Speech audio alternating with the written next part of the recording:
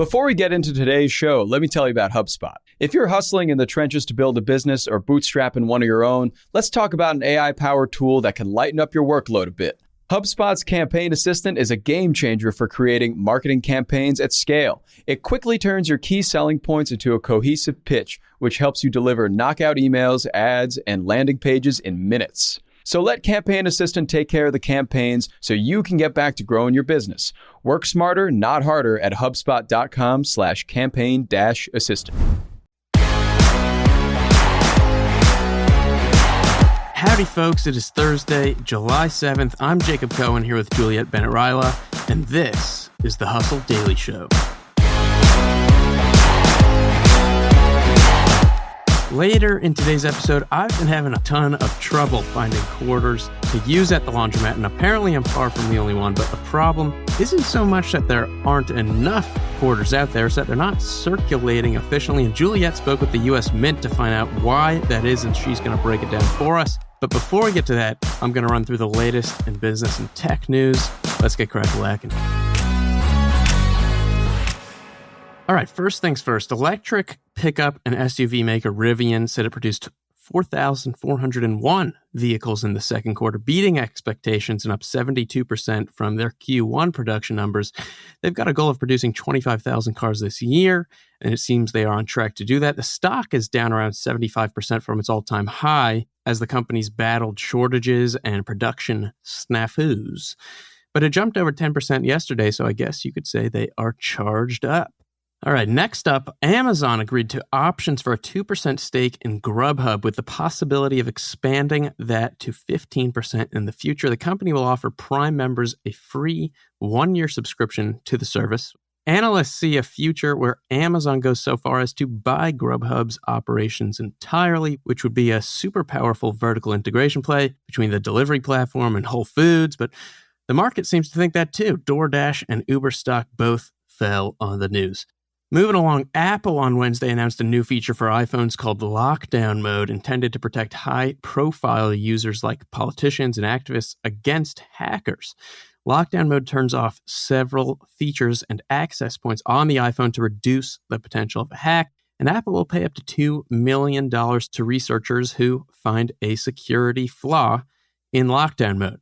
And last but not least, to our Japanese listeners, today's a big day in Japan because a law goes live there today with the purpose of slowing down cyberbullying that makes online insults a punishable offense with consequences that include fines of over $2,000 and up to a year in jail. The law will be re-examined in 3 years to see how it's impacted freedom of expression.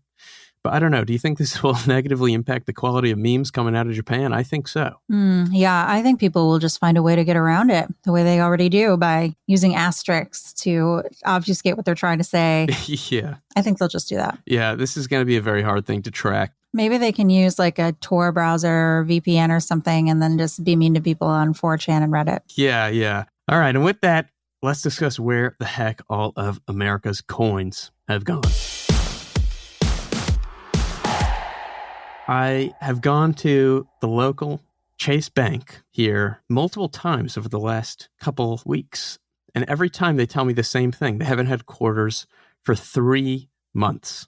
So, Juliet, can you please explain to us why that is the case? So basically, our coins are just sitting in people's houses is the problem. According to the U.S. Mint, new coins typically account for only 20% of the coins in circulation in any given year. And so it's not a problem. You can just make more coins, essentially. So in 2021, the Mint produced about 14.5 billion coins. And this year, they're on pace to produce another 13 billion. And that's great, except it doesn't solve the circulation problem. And that is something that dates back actually as far as 2019. That's when coin circulation was kind of on the decline because people were making cash transactions less often. Sure. As you know, they started shopping online, paying with a card, paying with apps. And then that problem was exacerbated in 2020 because health officials were telling everyone that you should try to have as little contact with other people as possible. So that meant not using cash. And a lot of people were, again, shopping online, paying in advance with an app, etc. So at some point in 2020, they formed the U.S. Coin Task Force. And that was specifically to address the fact that that there are no coins on the streets. That's a great name for a task force. Exactly.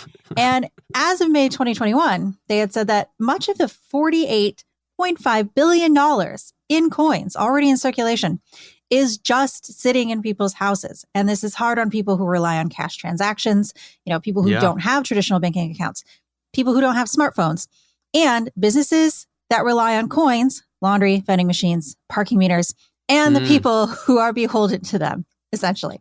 And you are not alone. You live in the Boston area. That area is apparently very specifically hard hit by the coin shortage. Oh, really? I read several articles about people in Boston who, one guy went to several Bank of America branches and had no luck finding quarters. Another woman had to go to a 24-hour arcade because she had jury duty in the morning. And she's like, I need clothes. But essentially, there's really only one thing we can do, and that is really to be the change we wish to see in the world. Yes. The U.S. Coin Task Force says you can use exact change when making a purchase. You can take your big change jar that's not doing anything, and you can exchange it at a bank or at a kiosk. And as they like to say, get coin moving. That is their mantra. Get coin moving. Get coin moving. Nice. Another thing that you could potentially do, and this is going to depend on your landlords out there, is you could try to convince your landlord that coin-operated laundry machines are archaic. And if they won't let you clean your clothes for free, they could switch to an app. I have one in my apartment building. It's called PayRange. It's great. My last apartment building switched over to it after I'd lived there for a few years, and not having to go to the bank and get quarters to do laundry it is truly a privilege, I must say. Yeah, I mean, it is crazy. I went to the laundromat today, and they're doing some renovations there. So right now, the washing machines there accept card. Okay. Which is good. But the dryers they have installed don't yet accept card. And the quarter machine there is out of quarters. So anyone who's going there without quarters is either just going to have wet clothes they're going to have to air dry, or go find quarters at the Chase Bank down the street, which hasn't had any quarters for 3 months. So it is a big problem here. Right. And it is funny. I do think there are, you don't really think about that when you keep just a fishbowl of, your loose change that you want to save up in your house. That could actually have a real butterfly effect through the U.S. economy when enough people are doing it, as we've seen here. Enough people are just not using their coins, storing them, not interested in getting coins, and it's causing problems for people like me. I feel like I used to have a lot of change when I worked in restaurants and bars. I always had change. And then every it was 6 months, I would go to Meijer, which is the jewel of the Midwest, the 24-hour Meijer department store. And you could always exchange your quarters, and then you'd get a slip of paper that was $60. That was great. And then, you'd get coins because you had all these incidental purchases, like, I'm going to stop and get a coffee. Right. I feel like that all just stopped. And now everyone at Starbucks pays with their phone. Right. And I've actually, on TikTok, I've seen all these videos now of people basically showing how you can hack these washers and dryers that you typically find in buildings. I've seen that. Yeah. And I haven't actually tried it because I'm not sure if it's extraordinarily ethical, but I might have to try it. I would assume that it is perhaps illegal. Right. Perhaps. But I mean, is it ethical to charge people rent and then make them pay extra to wash their clothes? Just include it in the rent. Yeah, exactly. Exactly. Oh my God. Crazy problem. Well, now you know, folks.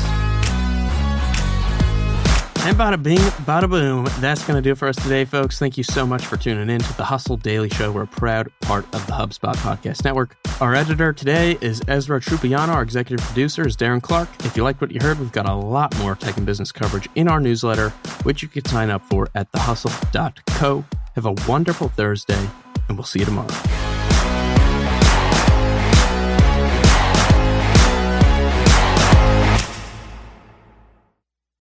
Hey guys, if you listen to the Hustle Daily Show on Google Podcasts, we want to let you know that the option will no longer be available pretty soon. Google is sunsetting its podcast app sometime in early 2024 in favor of YouTube Music, and we want to give you a heads up before it's too late, since that time's almost here. The Hustle Daily Show is available everywhere and anywhere that you listen to podcasts, like Apple Podcasts and Spotify. If you're using YouTube Music, we are there as well. If you're an Android fan, there are plenty of apps like Overcast, Pocket Casts, Player FM, and more. So just search for us wherever you decide to listen to your favorite podcasts.